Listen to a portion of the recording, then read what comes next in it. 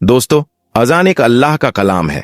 यानी कि अजान को किसी ने लिखा या किसी ने बनाया नहीं है, बल्कि अल्लाह की तरफ से हम इंसानों के लिए भेजा गया एक कलाम है, ताकि इसके जरिए से लोगों को नमाज के लिए मस्जिद में इकट्ठा किया जा सके। इसी वजह से हर रोज 5 वक्त की अजान दी जाती है। आज पॉलिटिक्स की वजह से भारत का माहौल कुछ ऐसा बन गया है कि जगह जगह पर लोग अजान पर ऐतराज करते हुए नजर आ रहे हैं। यह लोग शायद इस बात को भूल गए हैं कि जब अल्लाह का अजाब आता है तो इंसान को संभलने तक का मौका नहीं मिलता और इंसान तबाह बर्बाद होकर रह जाता है। आज की इस वीडियो में हम आपको एक ऐसे शख्स के बारे में बताने वाले हैं जो अजान से सख्त नफरत किया करता था, और यही नहीं, एक बार तो उसने अजान देने वाले को गालियां दी और तो और उसे थप्पड़ भी मार दिया और अजान भी बंद करा दी। इसके बाद उस शख्स के साथ जो कुछ हुआ उसके बारे में जानकर यकीनन आप लोग भी हैरान और परेशान हो जाओगे। इसीलिए आज का यह वीडियो आप सभी के लिए बहुत ही खास है। आप हिंदू हों या मुसलमान, आप इस वीडियो को आखिर तक जरूर देखिए और मेहरबानी करके कमेंट बॉक्स में अल्लाहू अकबर जरूर लिखें। दोस्तों, बहुत पहले की बात है, किसी पोस्ट पर एक बहुत बड़ा ऑफिसर था। एक बार किसी खास काम की वजह से उसका तबादला यानी कि उसका ट्रांसफर मुस्लिम इलाके में हो गया था। इत्तेफाक से उसको वहां पर रहने के लिए जो मकान मिला था उसके करीब में ही एक मस्जिद थी जिसमें 5 टाइम रोजाना अजान दी जाती थी। एक दिन वह ऑफिसर अपने मकान के अंदर सो रहा था कि इतने में मस्जिद में फज्र की अजान होने लगी, यानी कि उसके कानों में अजान की आवाज जोर से पड़ने लगी, जिससे उस ऑफिसर की आंखें खुल गईं। यह देखकर उस ऑफिसर को बहुत गुस्सा आया। इसीलिए उसने सुबह होते ही उस मुअज्जिन को यानी अजान देने वाले को अपने पास बुलाया और उससे कहने लगा कि कल से सुबह की अजान लाउडस्पीकर में मत देना, क्योंकि मेरा घर मस्जिद के करीब में है और सुबह अजान की वजह से मेरी नींद में खलल पैदा होता है, यानी कि मेरी नींद खराब होती है। यह सुनकर अजान देने वाले मुअज्जिन ने कहा कि साहब, यह तो अल्लाह का कलाम है, इसको सुनकर तो सुबह सुबह दिल को सुकून पहुंचना चाहिए, और अगर मैं सुबह लाउडस्पीकर में अजान नहीं दूंगा तो जो बूढ़े बुजुर्ग लोग हैं उनकी आंखें कैसे खुलेंगी। और यही नहीं, बहुत से बूढ़े बुजुर्ग लोग ऐसे भी हैं जिनके पास वक्त देखने के लिए घड़ी भी नहीं है, या फिर उनको घड़ी में टाइम देखना नहीं आता है। ऐसे लोग तो सुबह सुबह अजान की आवाज सुनकर ही मस्जिद में नमाज पढ़ने के लिए आते हैं। और साहब, अजान की आवाज सुनकर आप भी जल्दी सुबह उठ जाया करो, इससे आपको भी बहुत ज्यादा फायदा होगा। सुबह सुबह जल्दी उठकर आप भी पैदल चला करो, इससे आपके जिस्म को भी काफी फायदा हासिल होगा। ऑफिसर तो मुसलमानों के बारे में तरह तरह की बातें सुनकर उनसे पहले ही नफरत करता था, इसीलिए वह फिर इस आदमी की ऐसी बातें सुनकर गुस्से में आकर कहने लगा कि मुझे ज्यादा समझाने की जरूरत नहीं है, और याद रखना, खबरदार, अगर तुमने कल लाउड स्पीकर से सुबह फजर की अजान दी तो तुम्हारी खैर नहीं। और ऐसे ही उस ऑफिसर ने अजान देने वाले को खरी खोटी सुनाकर भेज दिया। मगर उस अजान देने वाले ने उस ऑफिसर की बात पर कुछ खास ध्यान नहीं दिया, इसीलिए फिर उसने अगले दिन ही सुबह फजर के वक्त लाउड स्पीकर से अजान दे दी। जैसे ही सुबह सुबह उस ऑफिसर ने अजान की आवाज सुनी तो वह गुस्से से लाल हो गया और वह फौरन उस अजान देने वाले के पास गया और उसको बुरा भला कहने लगा। और यही नहीं, गुस्से में उसने उस अजान देने वाले शख्स को थप्पड़ मार दिया और कहने लगा कि मैंने तुमको कल कितना समझाया था कि सुबह अजान की आवाज से मेरी नींद खराब होती है, इसलिए लाउड स्पीकर में अजान मत देना, लेकिन तुमने तो मेरी बात पर ध्यान ही नहीं दिया। बेचारा अजान देने वाला उस ऑफिसर को क्या कहता, वह तो थप्पड़ खाकर रोने लगा और दिल ही दिल में अल्लाह ताला से दुआ करने लगा, या अल्लाह, जिसने तेरी इस अजान को देने वाले बंदे पर जुल्म किया, तू इसे अपने अजाब में डाल दे, इसे ऐसी सजा दे कि इसकी अक्ल ठिकाने आ जाए। जैसे ही मुअज्जिन की आवाज अल्लाह की बारगाह में पहुंची तो अल्लाह ने फौरन उसकी दुआ कबूल कर लिया और उसी दिन उस ऑफिसर पर अजाब नाजिल हो गया, यानी कि उसी रात वह अल्लाह की पकड़ में आ गया जिस दिन उसने अजान देने वाले को थप्पड़ मारा था। उस रात वह अपने घर में सोया जरूर था, मगर सुबह वह उठ ना सका, क्योंकि उसी रात उसके जिस्म के आधे हिस्से पर लकवा मार गया, जिसकी वजह से उसके हाथ हिलने के काबिल भी नहीं रहे। उसके बाद उस ऑफिसर का काफी इलाज करवाया गया, मगर उसका वह मर्ज ठीक ना हो सका। यह देखकर ऑफिस वालों ने उसे नौकरी से भी निकाल दिया। अब उसके घर में जो मोटी रकम आती थी वह भी आना बंद हो गई थी। अब घर में पड़ा पड़ा अपनी बीवी को परेशान करने लगा और लड़ाई झगड़ा करने लगा। उसकी बेचारी बीवी उसकी खिदमत करती थी, उसे अपने हाथों से खाना खिलाती थी, उसके कपड़े बदलती थी, यानी कि हर तरह से उसकी देखभाल करती थी और इसके बदले में उसकी बीवी को गालियां ही सुनने को मिलती थी। इसी तरह से कुछ दिनों के बाद उसकी बीवी भी उससे तंग आ गई और एक दिन उसकी बीवी ने अपने भाई को फोन कर दिया और कहने लगी, भैया मैं इस इंसान से तंग आ चुकी हूँ, पूरे दिन इसकी खिदमत करती रहती हूँ, मगर ऊपर से यह मुझे गालियां देता है, मारता पीटता है। अब मैं यहाँ पर इसके साथ नहीं रह सकती हूँ, इसलिए आप मुझे यहाँ से ले जाइए। ये सुनकर उसका भाई उसे फौरन लेने आ गया और फिर उस ऑफिसर की बीवी अपने मायके चली गई। इसी दौरान उस ऑफिसर के दूसरे हिस्से पर भी लकवा पड़ गया और अब उसके जिस्म का दूसरा हिस्सा भी काम करना बंद कर दिया। अब उसकी दोनों टांगे सीने से जा लगी थीं और अब ऑफिसर एक जिंदा लाश बनकर रह गया था। अब ना ही उसके हाथ हिल रहे थे और ना ही उसके पांव काम कर रहे थे और घर में ना ही कोई उसकी देखभाल करने वाला था। एक दिन उस ऑफिसर का छोटा भाई उसके पास आया और उसे उठाकर अपने घर ले गया। अब यह ना तो खुद उठ सकता था और ना ही खुद के हाथों से खा पी सकता था। अब कौन हर रोज बच्चों की तरह उसकी नजासत धोता, अब कौन इसके कपड़े बदलवाता। ऐसे ही करते करते एक दिन उसके भाई की बीवी भी उससे तंग आ गई और कहने लगी, मुझसे तो यह रोज रोज काम नहीं होगा। ऐसे ही करते करते एक दिन उस ऑफिसर ने किसी बात पर अपने ही उस भाई की बीवी से भी झगड़ा कर लिया। उसको कोई सख्त बात कह दी क्योंकि उसकी जुबान काबू में नहीं थी, इसलिए उसने अपने भाई की बीवी को गालियां सुना दी। उसकी गालियां सुनकर भाई की बीवी रोने लगी और अपने शौहर से कहने लगी, अब या तो इस घर में तुम्हारा भाई रहेगा या फिर मैं रहूंगी। ये सुनकर भाई ने सोचा कि इस बीमार भाई के चक्कर में मेरी जिंदगी बर्बाद हो जाएगी, इसलिए क्यों ना इसी भाई को यहां से हटा दिया जाए। इसलिए फिर उसने अपने बेटों के साथ मिलकर गुस्से में अपने भाई की चारपाई उठाई और उसको ले जाकर सड़क के किनारे पर रख दिया। दोस्तों, उस वक्त सख्त गर्मी का मौसम था, इसीलिए थोड़ी ही देर में वह सूरज की गर्मी में तपने लगा और उसको पसीना आने लगा। अब उसे जोरों की प्यास भी लग चुकी थी और सुबह से उसने कुछ खाया पिया भी नहीं था।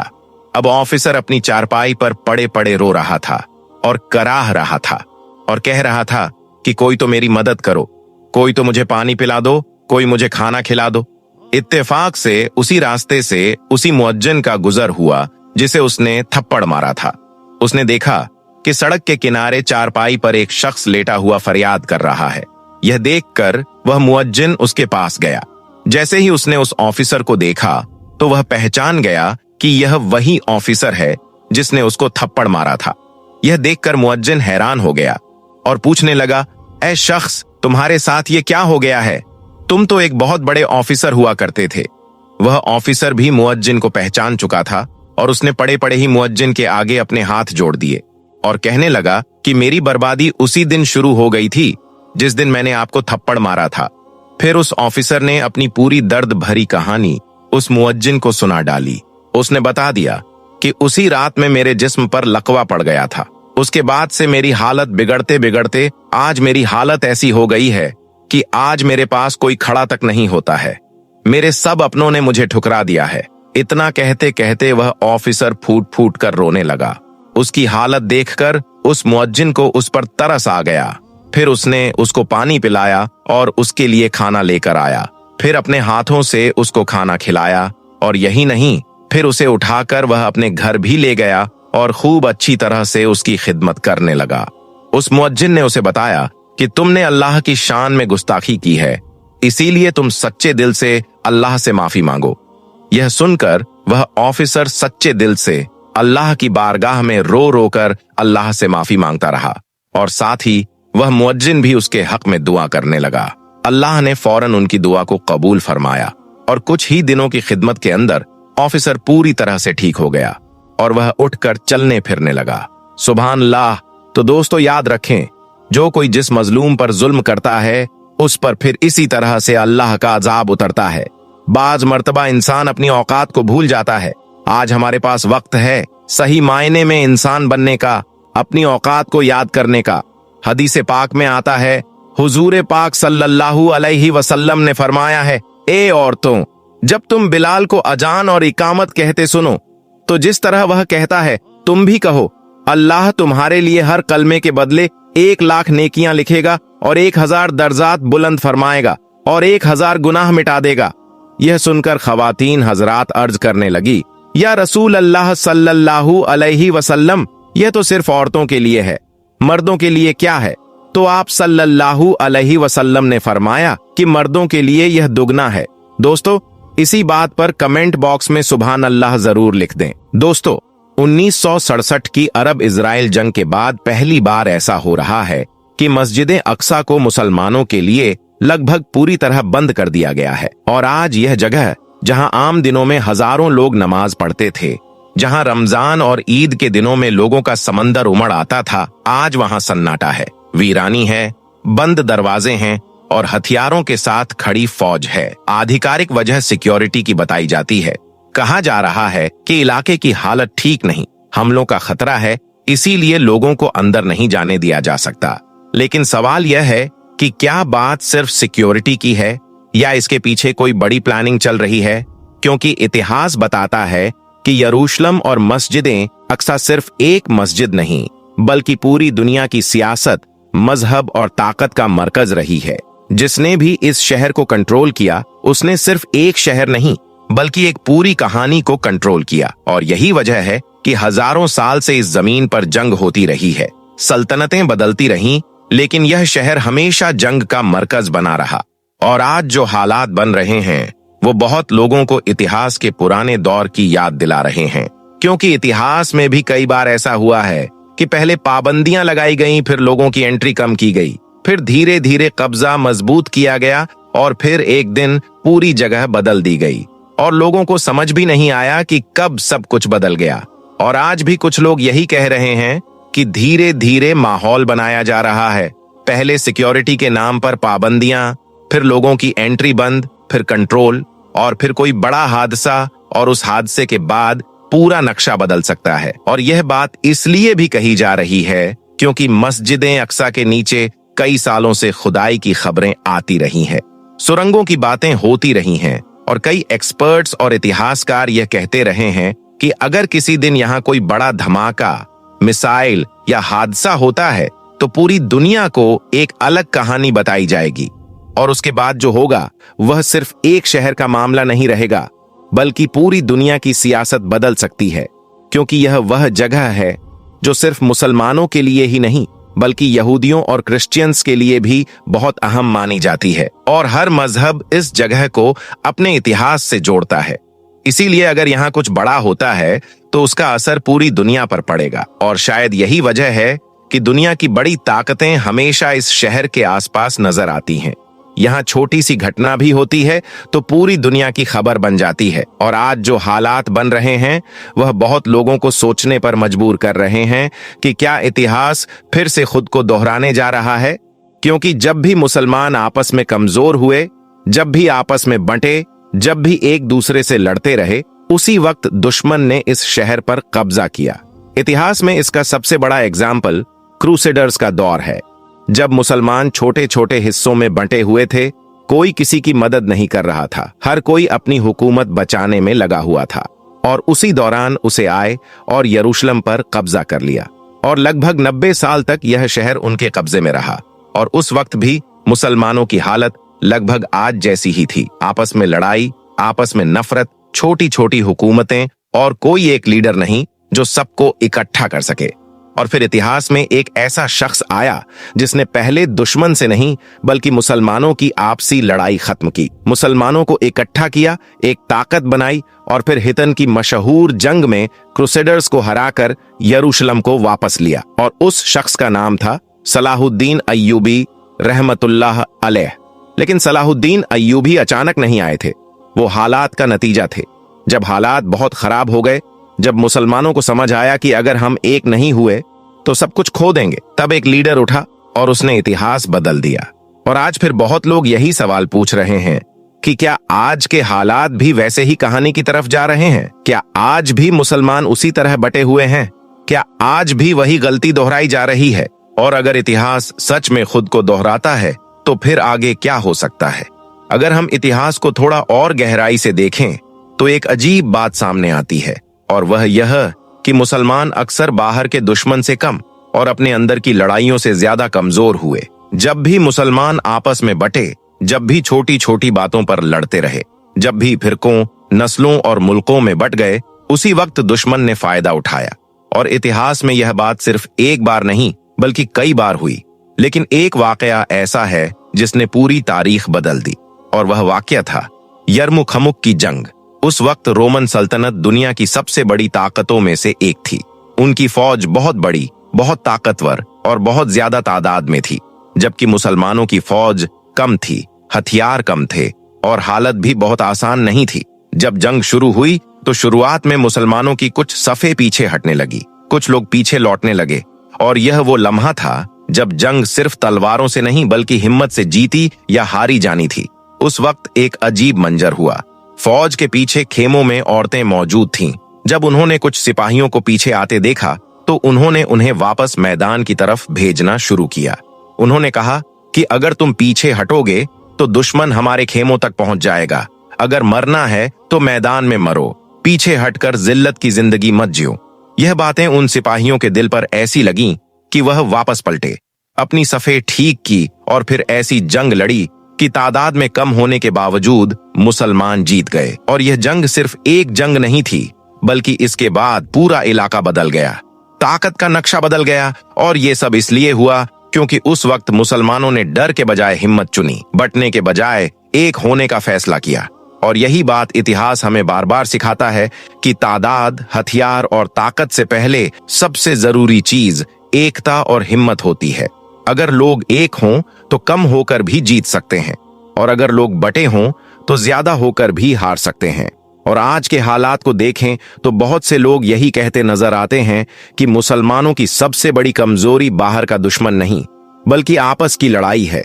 कोई अरब और गैर अरब में बटा है, कोई शिया और सुन्नी में, कोई मुल्कों की सियासत में उलझा हुआ है।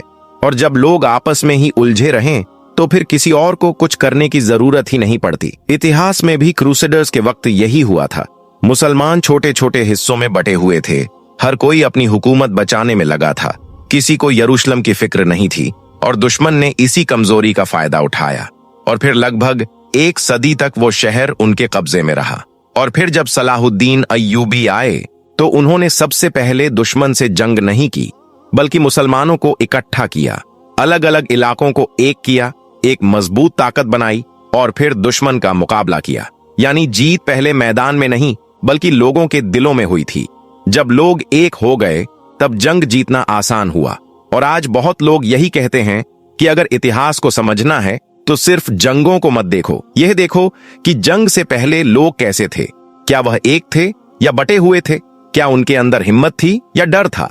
क्योंकि जंग का नतीजा तलवार से पहले लोगों की हालत तय करती है। और अगर आज के हालात को देखें तो दुनिया फिर एक अजीब दौर में खड़ी नजर आती है। एक तरफ जंगे, दूसरी तरफ सियासत और तीसरी तरफ मजहबी तनाव, और इन सब के बीच आम लोग जो सिर्फ अपनी जिंदगी जीना चाहते हैं। लेकिन इतिहास बताता है कि जब दुनिया के बड़े इलाके जल रहे हों तो कोई भी इलाका पूरी तरह महफूज नहीं रहता। इसीलिए समझदार लोग हमेशा हालात को सिर्फ आज के दिन से नहीं बल्कि इतिहास के आईने में देखकर समझते हैं, क्योंकि कई बार जो आज हो रहा होता है उसका जवाब हमें आज में नहीं बल्कि इतिहास में मिलता है। और इतिहास की सबसे बड़ी सीख यही है कि जब लोग आपस में लड़ते हैं तो हारते हैं, और जब लोग एक होते हैं तो इतिहास बदल देते हैं। और यही वह जगह है जहां से कहानी का अगला हिस्सा शुरू होता है। क्योंकि सवाल सिर्फ यह नहीं कि अतीत में क्या हुआ था, असली सवाल यह है कि आगे क्या हो सकता है। अब अगर हम आज के हालात को देखें और इतिहास की इन कहानियों को सामने रखें तो एक बात बहुत साफ समझ में आती है कि दुनिया हमेशा एक जैसी नहीं रहती। ताकतें बदलती रहती हैं, हालात बदलते रहते हैं, और कभी कभी पूरी दुनिया का माहौल कुछ ही सालों में बदल जाता है। जो लोग इतिहास पढ़ते हैं वह जानते हैं कि बड़ी सल्तनतें भी हमेशा नहीं रहती, बड़ी फौजें भी हमेशा नहीं जीतती, और कमजोर समझे जाने वाले लोग भी कभी कभी इतिहास बदल देते हैं। इसीलिए समझदार इंसान हमेशा हालात को सिर्फ आज की खबरों से नहीं बल्कि लंबे समय के नजरिए से देखता है, क्योंकि आज जो छोटा वाकया लगता है वो कल बहुत बड़ा मोड़ बन सकता है। और इतिहास में कई बार ऐसा हुआ है कि एक शहर, एक जंग या एक फैसला पूरी दुनिया का नक्शा बदल देता है। और यरूशलेम और मस्जिद अक्सा तो वैसे भी हमेशा से दुनिया की सियासत और मजहब का मरकज रहे हैं। इसीलिए यहाँ होने वाली हर छोटी बड़ी घटना का असर बहुत दूर तक जाता है। और शायद यही वजह है कि आज भी यह जगह दुनिया की खबरों का मरकज बनी रहती है। लेकिन इन सब बातों के बीच एक और सच्चाई है जिसे हम अक्सर भूल जाते हैं, और वह यह कि इतिहास सिर्फ फौजों और बादशाहों से नहीं बदलता, बल्कि लोगों से बदलता है। आम लोगों से, उनके इरादों से, उनकी एकता से, उनके सब्र से और उनकी उम्मीद से। जब लोग मायूस हो जाते हैं, जब लोग हार मान लेते हैं, जब लोग कहते हैं कि अब कुछ नहीं हो सकता, उसी वक्त गिरावट शुरू होती है। और जब लोग उम्मीद रखते हैं, सब्र करते हैं, एक दूसरे का सहारा बनते हैं, तब हालात बदलने लगते हैं। इसीलिए मुश्किल वक्त में सबसे खतरनाक चीज दुश्मन नहीं, बल्कि मायूसी होती है, क्योंकि मायूस इंसान खड़ा नहीं होता, और जो खड़ा नहीं होता वह कभी जीत नहीं सकता। इसीलिए इतिहास हमें सिर्फ जंगों की कहानी नहीं, बल्कि उम्मीद की कहानी भी सुनाता है कि हालात चाहे कितने भी खराब क्यों ना हो, अगर लोग एक हो जाएं, अगर लोग हिम्मत ना हारे, अगर लोग अपने मकसद को ना भूलें, तो हालात बदल सकते हैं। और यही बात हर दौर में सच रही है। और शायद आज भी वही सवाल हमारे सामने खड़ा है कि क्या हम इतिहास से कुछ सीखेंगे या वही गलतियां दोहराएंगे? क्या हम आपस की लड़ाइयों में उलझे रहेंगे या एक दूसरे का सहारा बनेंगे? क्या हम सिर्फ खबरों को देखकर गुस्सा करेंगे या अपने आप को बदलने की कोशिश करेंगे? क्योंकि दुनिया को बदलने से पहले इंसान को खुद को बदलना पड़ता है। और कौमें तब बदलती हैं जब उनके अंदर सब्र, अखलाक, एकता और मकसद पैदा होता है।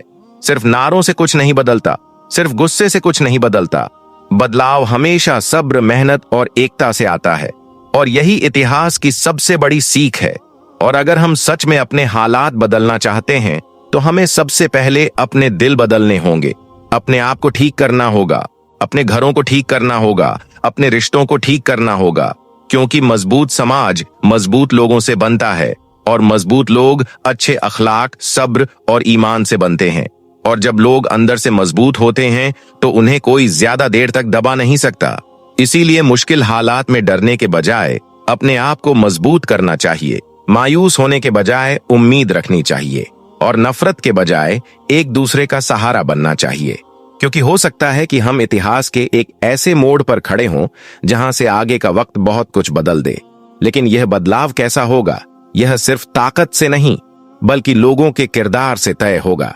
इसीलिए आज सबसे ज्यादा जरूरत हथियारों से ज्यादा किरदार की है, नफरत से ज्यादा एकता की है, और गुस्से से ज्यादा सब्र की है। और आखिर में बस एक दुआ कीजिए कि या अल्लाह, जहां भी तेरे बंदे मुश्किल में हैं, उनकी मदद फरमा। जो मजलूम हैं उनकी हिफाजत फरमा, जो बेबस हैं उन्हें हिम्मत दे, हमारे दिलों से नफरत निकाल दे, और हमें एक दूसरे का सहारा बनने की तौफीक दे। हमें सब्र दे, हमें हिदायत दे, और हमें वह रास्ता दिखा जिस पर चलकर हम दुनिया और आखिरत दोनों में कामयाब हो सकें। आमीन।